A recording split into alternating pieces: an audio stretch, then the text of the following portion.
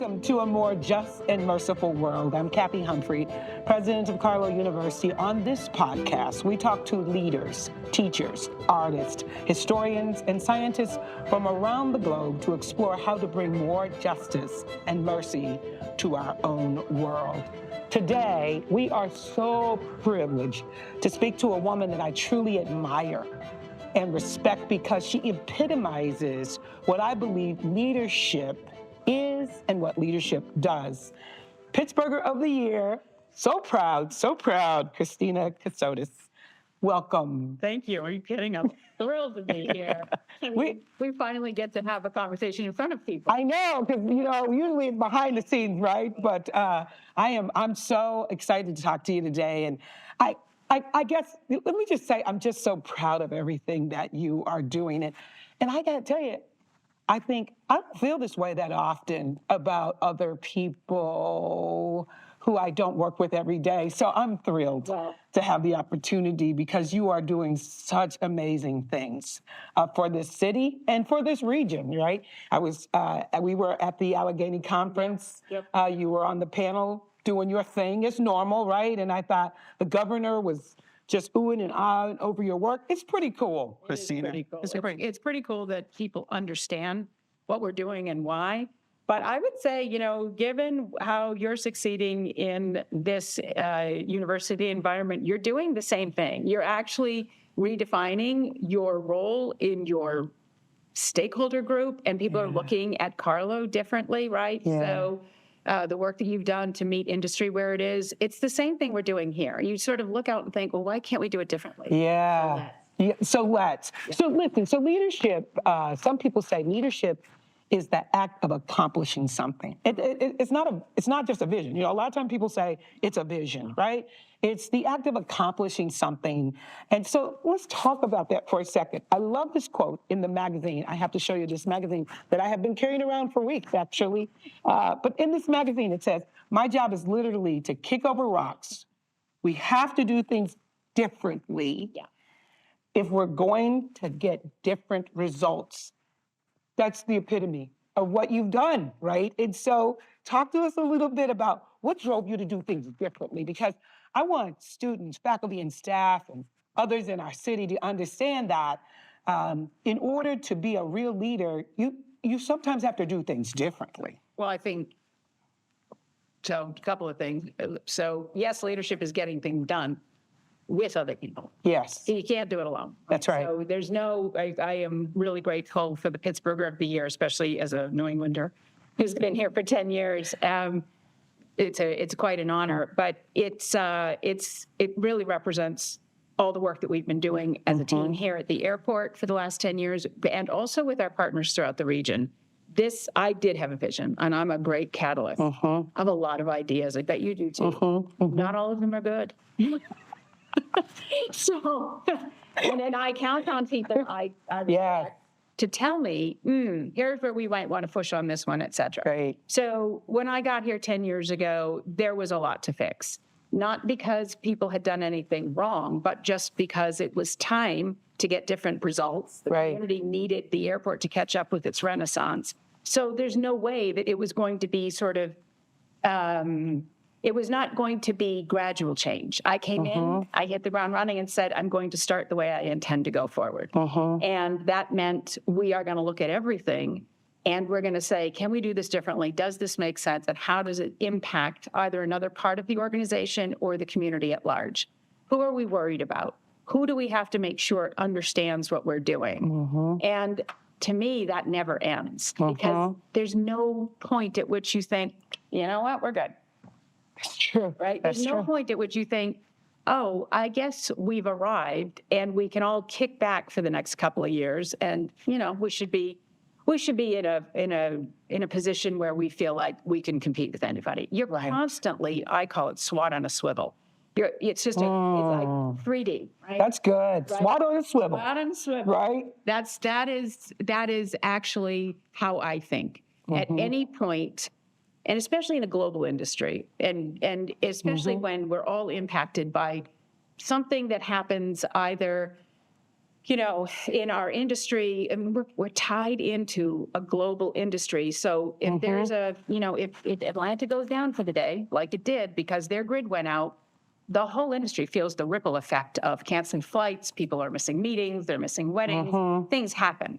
So for us to get different results, it was going to require us to do things differently. But I'd say we still are doing that. We still are looking at, okay, well, does that hold today?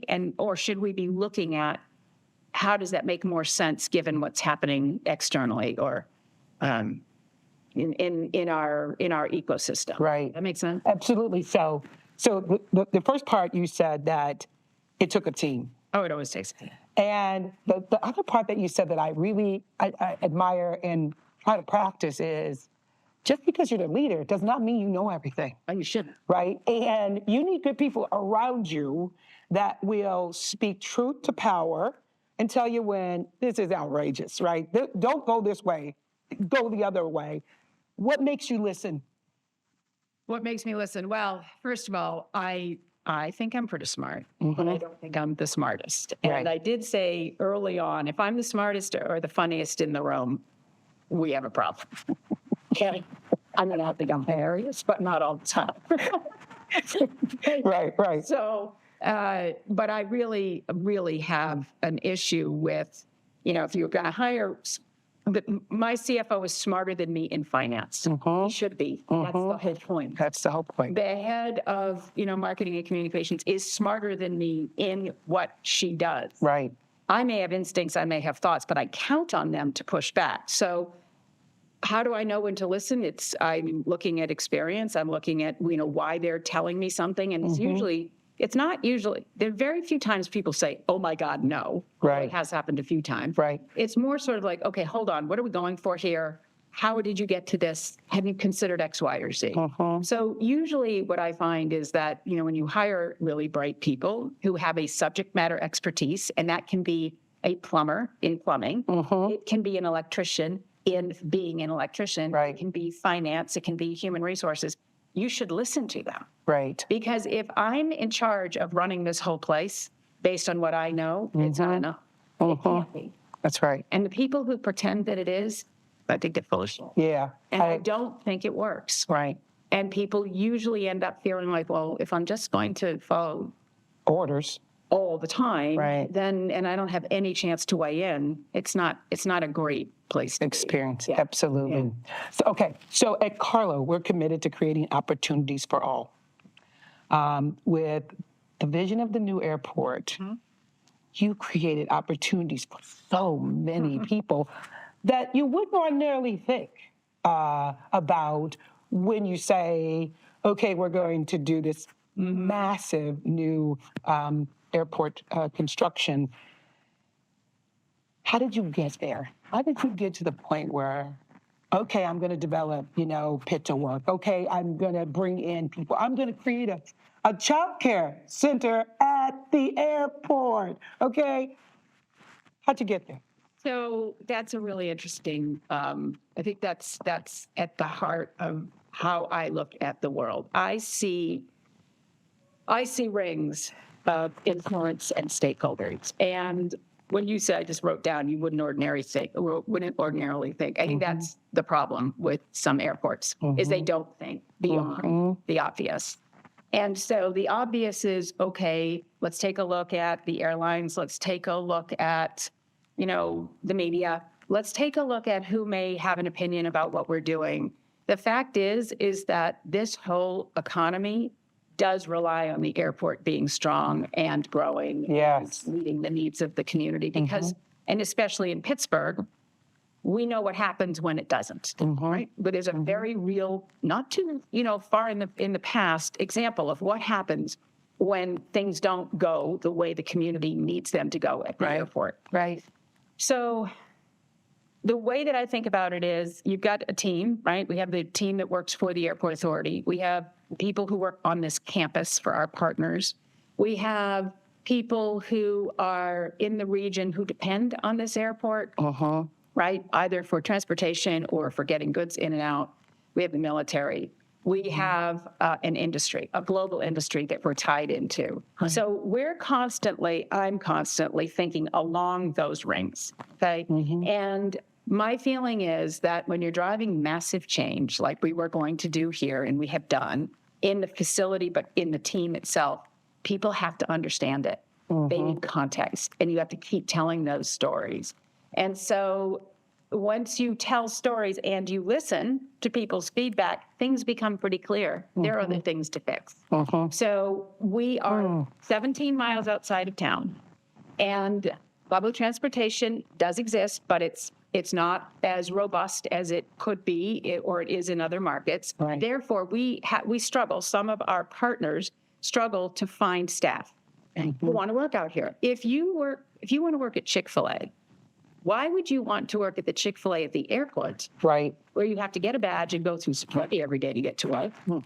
If you can work the Chick-fil-A somewhere else. Right. So what would make somebody think, oh, that's a good opportunity for me? Well, you start looking at what are the barriers to people wanting to come out here. Childcare, transportation. Okay, let's fix it. Right?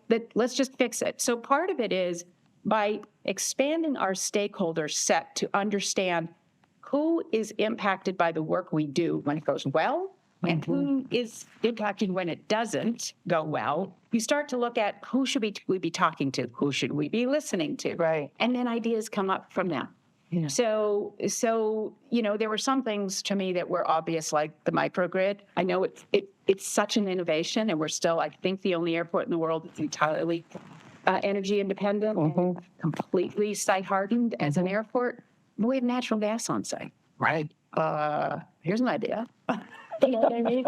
And there are other airports that have natural gas on site, and they haven't built a microgrid. And I think, well, why not? Right. And then I think, I don't care. Let's do it here. So, and it doesn't matter that it's never been done. It matters that it makes sense. The microgrid. The microgrid, yes. What gave you the boldness to say, I don't know whether this is going to work or not, but I'm going to do it? What made you say, I'm stepping out of the boat, I'm going to do this? Well, first of all, it's what we're going to do is investigate it. What we're going to do is see if it makes sense. Again, I have an idea, doesn't mean it's a good one. So the first thing is, well, has it been done anywhere else? No. All right, good to know. Do microgrids exist? Yes.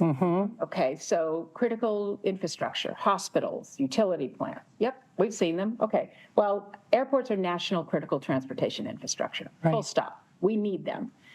So then it became, what would make us think it could be successful? So number one, does it provide resilient and redundant energy to the airport? And what are we solving for? We're solving for the grids sometimes goes down, and we don't want to be impacting the national transportation system. We want to know that we're operating no matter what. Okay, so if that's the first hurdle, then the second one becomes, well, it can't cost more than we're paying today for energy. Right. So number two is, will it save us money? And number three is, and by saving us money, we save the airlines money. Right. Which means we are reinforcing this idea that we act like a business and we think like a business like they do. So we're meeting them where they want to be met, right? And then the third was, does it reduce carbon output? Does it help clean up the air? Because, there's some issues in this community and we don't want to contribute more to them. Right. So once those three things became possible, then it becomes, well, why wouldn't we do it?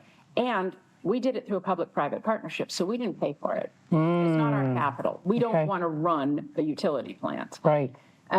So we looked at what are the assets. The way I think of things is, what are the assets in this community, and how do we put them to use at the airport in ways that they haven't been used before?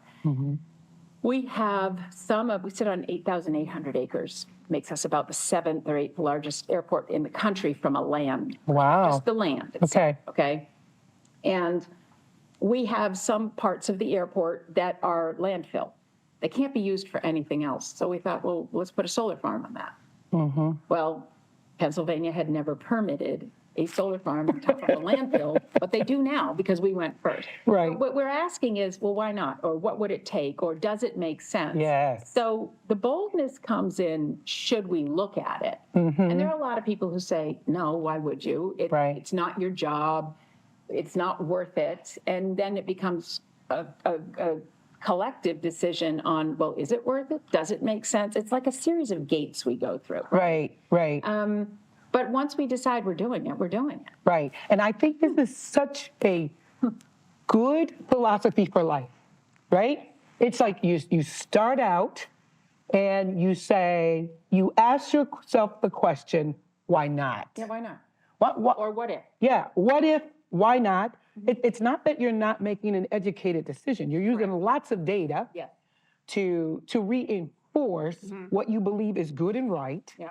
And then you're stepping out there. And if it works, hallelujah, right? If it doesn't, you can always do something different. Right. It's still data. It's still data. It's still data. Right. So and by the way, once we decided we were going to do it, it didn't mean it was then easy, like, oh, well, that's no big deal. Right. There was a lot of work involved with our team. Our senior vice president of engineering, when I said to him, okay, so it looks like we're going to do this. We're gonna go forward with this microgrid. He tells the story that he had to Google what a microgrid was. And I love that because he led an internal team that worked with Duquesne Light on making sure that the grid would be the backup. And with our electricians and folks in our skilled trades to make sure that this was going to work no matter what, because we have a lot riding on this. This has to be a fail-safe. Right. So we needed our internal team to understand all of it, even though we don't operate the grid. Right. And that just becomes, when you give people big challenges like that, people who do well in this environment think it's exciting and feel like, okay, we will figure it out. This is what we always think. We'll figure it out. Yeah. Right. Because we're smart enough. So I want to really talk about the people. So the daycare is open. Childcare, sorry. And it's really fantastic. Right, learning center. Yeah. It's open. How's it impacting the people? The pit to work. Fit to work. Right? How that people have come in that program, come out of that program, are in the workforce now. You're doing things that really are at the core of what I believe needs to happen in Pittsburgh, but it's also really important to me personally that we create a stronger workforce here, right? And we're both working on that. So tell me about some of the people. So first of all, everything we do, we put people first. I'm all for operational efficiency and innovation, and my first question is, well, who benefits and who's it for? So at the end of the day, if we don't understand the impact on people, then we haven't done our job. So with the Child Care Center, what we have found is that it's been a great tool for workforce retention as well as attraction. So one of the people on my team actually has her child in our child care center and relocated back to Pittsburgh. That was one of the things that made it really attractive for her to come to work here. Okay. That's a big deal. There are folks who work with the airlines and the concessions or food, beverage, and food and beverage retailers out in the airport who have children there. And we wanted to build a quality education center on site so that people would not have to make that extra stop in order to get their child either to or from when they were going to work. And it's made a huge difference.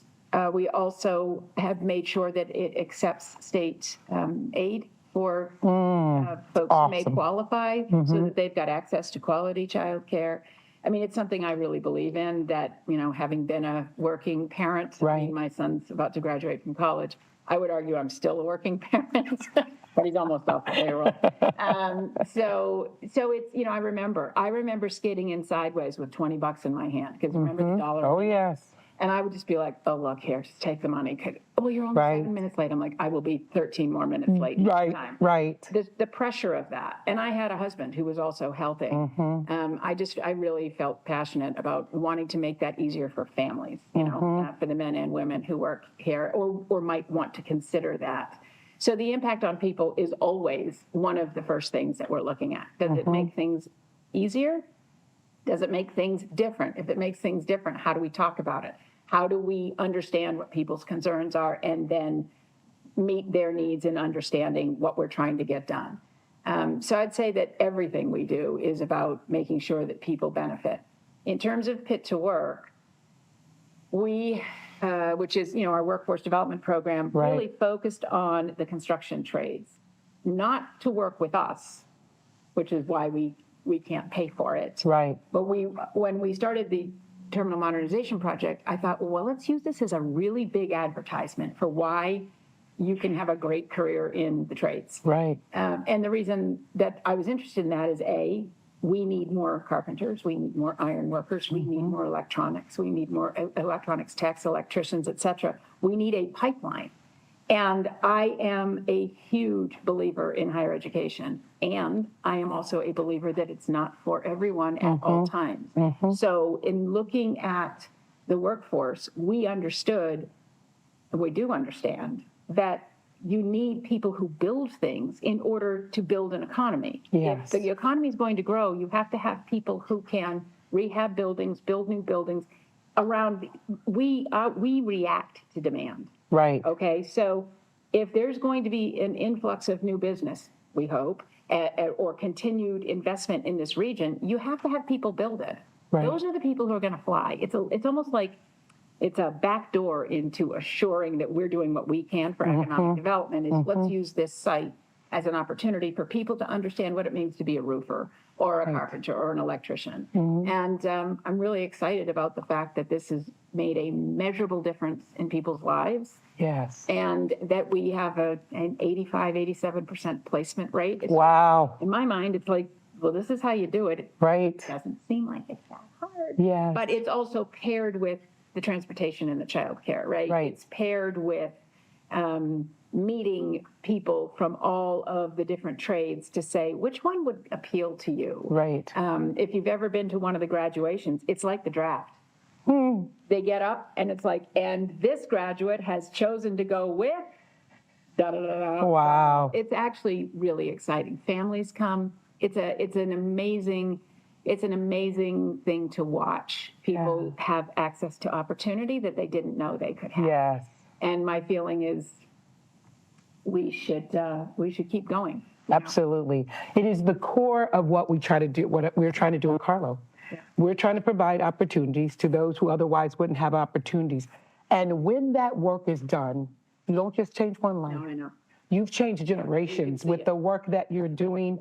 I will tell you that I do this work as well, and it is difficult for me at our commencement to go without tearing up. It's just difficult because I know that so many more lives have been changed, and that is what you are doing out here and what I find so exciting. Yes, I'm excited that we're going to have a new airport, that it's going to be a new terminal, that there's going to be places for me to park easy. I'm excited about all of those wonderful things that you've done, but I am probably more excited about the lives you changed because of this work. And who would have thought that this kind of work, following your passion, doing what you were called to do, because this is work you've got to be called to do, to be passionate about it. And in the meantime, all these lives are being changed, and our lives are going to be changed. I will never walk through that terminal and not think about you and your team and what it took for you to have to do something like this. Tenacity, boldness, the courage. All of that is a part of the game, not only for this, but just for life. So when you think about the young people and the older people that you and I are working with every day, what message do you want to leave with them? Oh boy, what is the message? I need to get a message. I need a message. You got a message. I need a message. Look, there's always an opportunity to make a difference. And I've been at this for a long time. I remember thinking in my 30s, sort of like, what am I supposed to be doing? What's my purpose? Yeah. What difference am I supposed to make? And, oh yeah, I think airports are cool, but nobody else does. And it sort of, I can't explain it, but when I got here 10 years ago, I remember thinking, oh, I get it. I get what we can do in this community that lost so much. We can make a big bet. Because, candidly, if it goes wrong, nobody will blame me. Really. Things, haven't been going well for a while. Right. And so why not go for it? Because we had nothing to lose, frankly. And I would say when you have a fearlessness, when you have a sense of it just makes sense and I want to keep doing the next thing. I think that's how, I think Bold is a series of steps. It's not one big leap. It looks like one big leap. Right. I look back at 10 years and I think, yes, I believe you. It took tenacity and it was bold. But at the time, it just felt like, well, that's the right thing to do right now. And then you build, right? You build success. So I would say if you've got the big dream and the big vision, you break it down. What's the next thing I can do that would get me there? What are all the steps that it would take and which one can I go in on first? Who can I bring along with me? Who's opposed to this? Who I might want to hear, why are you opposed? So I can work that into how would I meet that? How would I explain that if, I got to do the big thing? One of the things about changing all these lives is when the project was first scoped, all the cost estimates came in at $1.1 billion at 0% design. At 0% design, costs are going up. It's not meant to be a final number. And what we did is we looked around and we looked at how many construction companies could bond for over $1 billion in this community. I come from Boston. I lived through the Big Dig. And I knew that for this to be successful, Pittsburghers had to build it. So we broke it into 2 projects so that Pittsburgh companies could build it. And we needed Pittsburghers to keep the economic impact in the region. We wanted people to say, I'm working on this. I feel proud of this. If we had just put up this new terminal without all of the work that we've done to bring people in to understand how important it is and to feel pride in their participation, I don't think it would be the same thing. I don't think people would be as excited. Yes. So it's making sure that everybody can sort of say, I knew somebody who was part of it, or I followed the story and I can see that it was my neighbors and my friends. It's personal. This feels like a really personal project. Absolutely. And it needed to not be mine. It needed to be Pittsburgh's. Yes. And the way to do that is to make sure that Pittsburghers would benefit, Pittsburghers would build it, and that the people would say, yeah, I did something for this. Yeah. So we are a mercy institution. And we say that we believe that mercy really means that you're willing to walk in the chaos of others. And that's truly what you've done. You've walked in chaos. You have really strengthened other people and our city. And you have tried to bring some justice at the same time by who you've affected by the work. So thank you for being with me today. Well, it's a pleasure. But more importantly, thank you for all that you're doing for Pittsburgher. And guess what? For me, thanks. If nobody else says thanks, let me say thanks for everything. And congratulations again. You deserve to be Pittsburgher of the Year. Thank you, Kathy. And by the way, right back at you. I think you're doing great work too. So thank you. Thanks for having me.